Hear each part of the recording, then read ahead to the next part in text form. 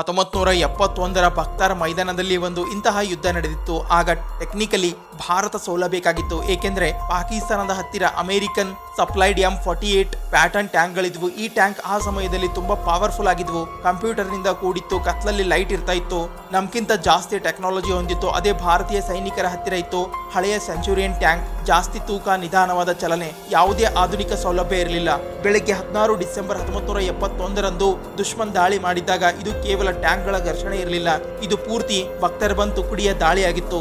ಒಂದೊಂದಾಗಿ ನಮ್ಮ ಎಲ್ಲ ಟ್ಯಾಂಕ್ಗಳು ಧ್ವಂಸ ಆದವು. ಆದ್ರೆ ಕೊನೆಯಲ್ಲಿ ಉಳಿದಿತ್ತು ಒಂದೇ ಸೆಂಚುರಿಯನ್ ಟ್ಯಾಂಕ್, ಫಾಮಾಗುಸ್ತಾ. ಮತ್ತೆ ಅದೇ ಟ್ಯಾಂಕ್ ಒಳಗೆ ಕೂತಿದ್ರು 21 ವರ್ಷದ ಸೆಕೆಂಡ್ ಲೆಫ್ಟಿನೆಂಟ್ ಅರುಣ್ ಖೇತ್ರಪಾಲ್.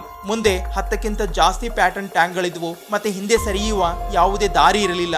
ಆದ್ರೆ ಅರುಣ್ ಖೇತ್ರಪಾಲ್ ಅದನ್ನ ಗಮನಿಸಿದರು. ದುಶ್ಮನ್ಗಳು ನೋಡದೇ ಇರೋದು ಪ್ಯಾಟರ್ನ್ ಟ್ಯಾಂಕ್ಗಳ ವೀಕ್ ಸೈಡ್ ಆರ್ಮರ್. ಅವರು ತಮ್ಮ ನಿಧಾನವಾದ ಟ್ಯಾಂಕ್ ಅನ್ನ ಪಾಕಿಸ್ತಾನಿ ಟ್ಯಾಂಕ್ಗಳ ತುಂಬಾ ಹತ್ತಿರ ತಂದು ನಿಲ್ಲಿಸಿದರು.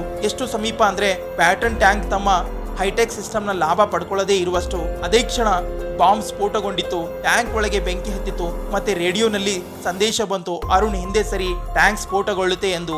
ಆದ್ರೆ ಅರುಣ್ ಅವರಿಗೆ ಗೊತ್ತಿತ್ತು, ಅವರು ಹಿಂದೆ ಸರಿದ್ರೆ ಜಮ್ಮು ಕಾಶ್ಮೀರದ ರಸ್ತೆ ಓಪನ್ ಆಗುತ್ತೆ ಅನ್ನೋದು. ಅದಕ್ಕೆ ಅರುಣ್ ಖೇತ್ರಪಾಲ್ ಹೇಳ್ತಾರೆ, ಆಗೋದಿಲ್ಲ ಸರ್, ನನ್ನ ಸೇಡು ಇನ್ನೂ ಬಾಕಿ ಇದೆ ಅಂತ. ಸುತ್ತಲೂ ಬೆಂಕಿ, ದಟ್ಟ ಹೊಗೆ ಮತ್ತೆ ಸಾವಿನ ಮಧ್ಯೆ ಅರುಣ್ ಫೈರಿಂಗ್ ಕಂಟಿನ್ಯೂ ಮಾಡಿದ್ರು. ಕೊನೆಯ ಪ್ಯಾಟರ್ನ್ ಟ್ಯಾಂಕ್ ಹೊಡೆದು ಹಾಕುವವರೆಗೆ ಯಾವ ಟ್ಯಾಂಕ್ ಅನ್ನ ಜಗತ್ತು ಅನ್ಬೇಟೇಬಲ್ ಅಂತ ಇತ್ತು, ಅದೇ ಟ್ಯಾಂಕ್ ಅನ್ನ ನಿಲ್ಲಿಸಿದ 21 ವರ್ಷದ ಯುವಕ ಅರುಣ್ ಖೇತ್ರಪಾಲ್. ತಮ್ಮ ಹಳೆಯ ಟ್ಯಾಂಕ್ ನಿಂದ ದೇಶ ಇವತ್ತಿಗೂ ಆ ಬಲಿದಾನಕ್ಕೆ ನಮನ ಸಲ್ಲಿಸುತ್ತೆ. ಪರಮವೀರ ಚಕ್ರ ವಿಜೇತ ಸೆಕೆಂಡ್ ಲೆಫ್ಟಿನೆಂಟ್ ಅರುಣ್ ಖೇತ್ರಪಾಲ್ ಅವರಿಗೆ ಒಂದು ಚಿಕ್ಕ ನಮನ.